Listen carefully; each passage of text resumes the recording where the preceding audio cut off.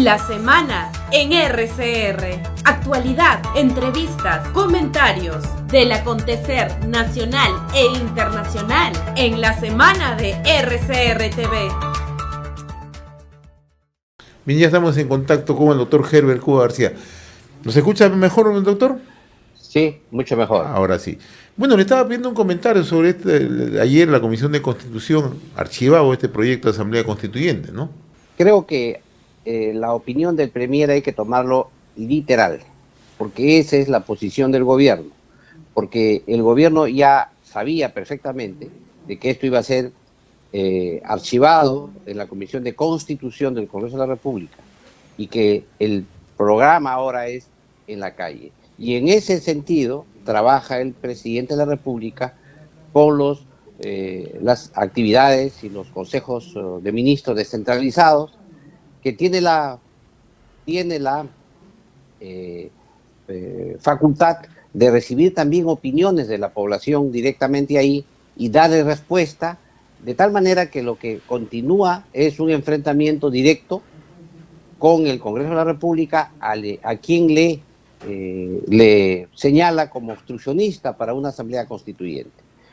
A pesar de que las encuestas señalan que un gran porcentaje de la población no desea una asamblea constituyente, el programa cambia cuando hay actividad humana.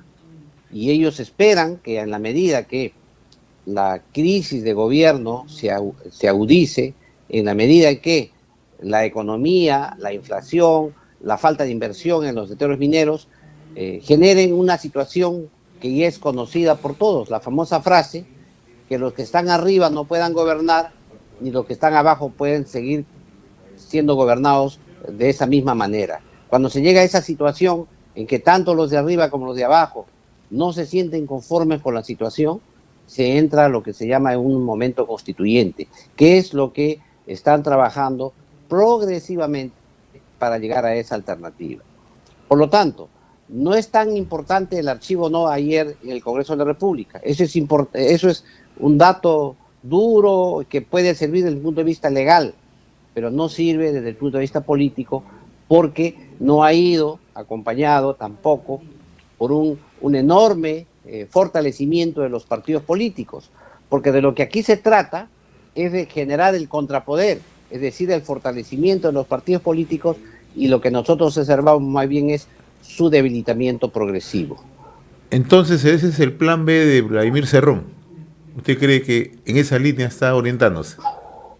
Sí, yo creo que es el plan B o el plan A, no sé, me parece a mí más el plan A y el Congreso del plan B, porque era el alternativo, pero no es como señalan algunos analistas que dicen que esto es una cortina de humo para tapar la corrupción, etcétera. No, este es el programa esencial del gobierno. Esto es lo que se necesita para poder hacer los cambios que pretende el programa de Perú Libre. Por eso es que creo que le han puesto en esa canasta todos los huevos. Sin embargo, el tema ahora está en cómo los partidos políticos perciben la propuesta del gobierno, porque el gobierno ha hecho una propuesta muy interesante desde el punto de vista político. Por un lado, lo que ha generado muchas expectativas en las comunidades nativas originarias, que los ha sobrerepresentado, porque en el proyecto de ley les ha dado un 26% de representación directa en una asamblea constituyente. Por otro lado, les ha dado 4% a la población afroamericana, con lo cual hace 30%, y por otro lado les ha dado 30% a lo que ha llamado la población, que dicho de paso se definen como los sindicatos, los gremios, etcétera, a un 30% hace un 60%. Solo a los partidos políticos, que son el canal que tenemos hoy día en la Constitución actual, el canal normal de intermediación política, les ha dado solo el 40%. Es decir, los partidos políticos dentro de una asamblea futura constituyente son reducidos a una minoría, al 40%. ¿Esto qué hace? Que se generen corporaciones, es decir, la corporación de los partidos políticos, la corporación de la población, la corporación de las comunidades nativas originarias y la corporación de los afroamericanos. En esta forma corporativa de manejo, con una minoría electoral tú puedes controlar la Asamblea Constituyente. Con una minoría electoral tú puedes gobernar, porque ese es el modelo cuando se crean estos estados plurinacionales, que hace que con minorías tú puedas conducir el estado, porque lo que buscas es sobre representar a los pequeños con la finalidad de obtener, hacerte con la elección. Y esto lo ha presentado el gobierno al Congreso de la República, y yo creo que esto debería merecer un amplio debate, porque al final distorsiona el concepto de democracia, de un ciudadano un voto, y esta distorsión de la democracia hace finalmente que el gobierno se asiente en una minoría sumamente ideologizada, que además tiene deuda de gratitud, porque para llegar al Parlamento vía la población se requieren que sean electos por los sindicatos, por los gremios, por las instituciones. Igual pasa con la población nativa originaria y así sucesivamente. Esto es el esquema muy interesante que probablemente lo van a llevar a la calle y van a hacer que las poblaciones beneficiadas con esta sobre representación sean las que aticen el cambio y la transformación, porque realmente las beneficia. O sea, doctor Cuba, lo que ha hecho el gobierno, los operadores en este caso del gobierno, al plantear este proyecto de ley en el Congreso, sabiendo que iba a tener el destino que ya estaba, que ayer se hizo, ¿no? Y la forma como fue archivado, el objetivo habría sido, como repito, poner el tema en la agenda, poner de una vez el asunto para empezar a discutirlo formalmente, ¿no? Y no solamente que sea parte de un discurso del presidente, que está muy venido a menos, por supuesto, ¿no? Y que en realidad eso no ayudaba a consolidar en esas masas críticas a las que están apelando el posicionamiento de esta idea.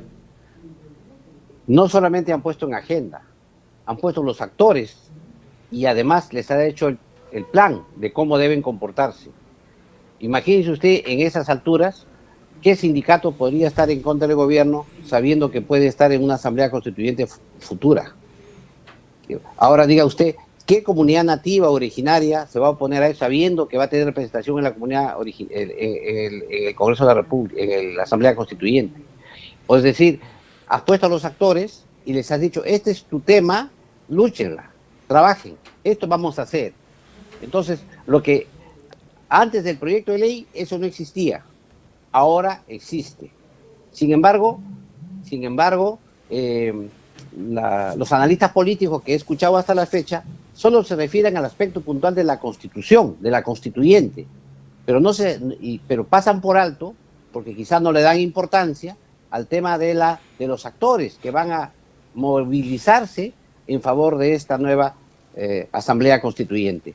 Creo que el otro aspecto que tampoco se ha analizado con calma es que el presidente señala plazos, ¿no? De tal manera que ha deslegitimado las elecciones de noviembre de este año, porque les dice, bueno, vamos a elegir alcaldes y gobernadores, pero si no hay asamblea constituyente en esas elecciones, no tienen valor estas elecciones, porque lo importante es la asamblea constituyente que el Congreso bloquea. Y si ustedes observan bien los comentarios que hay en los medios de comunicación que son favorables al gobierno, ustedes van a entender claramente que dicen, la lucha recién empieza, ahora vamos a las calles, vamos a trabajar este tema. Por eso es que no es tan fácil en esta circunstancia decir que el Congreso ha ganado o el Congreso ha logrado un éxito al archivar el proyecto. Creo que lo que tendría que hacer ahora el Congreso de la República, sabiendo que los partidos políticos que hoy están en el Congreso son los partidos que representan al 100% a la población, ¿no? Por eso es que ellos deben aglutinarse mejor, fortalecerse, generar alianzas internas fuertes para poder resolver los problemas. Y quizás promover reformas de fondo, ¿no? Y claro, por ejemplo, en el tema de salud, por ejemplo, en el tema de educación, en el tema de transporte, cosas que están con los que convive diariamente la población y donde sufre quizás los mayores estragos por falta de atención a esas demandas. El tema es que la propia Constitución señala límites al Congreso en las actividades del gobierno. Por ejemplo, no se pueden crear programas presupuestales, no se tiene iniciativa de gasto. Todas las iniciativas de reforma del Estado, cuando se quieren cambiar estructuras orgánicas, por ejemplo, se tiene que hacer por iniciativa del legislativo. Hay opiniones que tiene que dar el Ministerio de Economía y Finanzas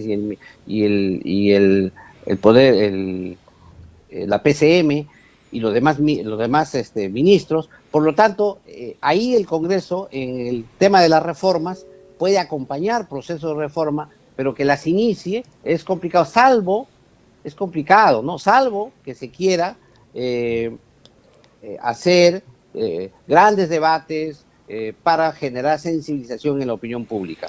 Por el caso más reciente que tenemos, por ejemplo, es el caso de la reforma de pensiones, que se lideró desde el Ejecutivo en el periodo pasado.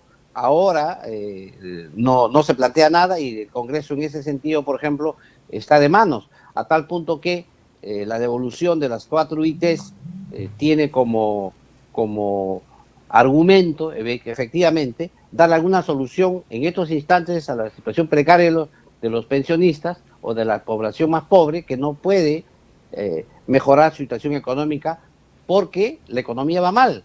Hay una inflación, hay pérdida de empleo y también hay problemas serios en el abastecimiento de bienes y servicios esenciales para la población.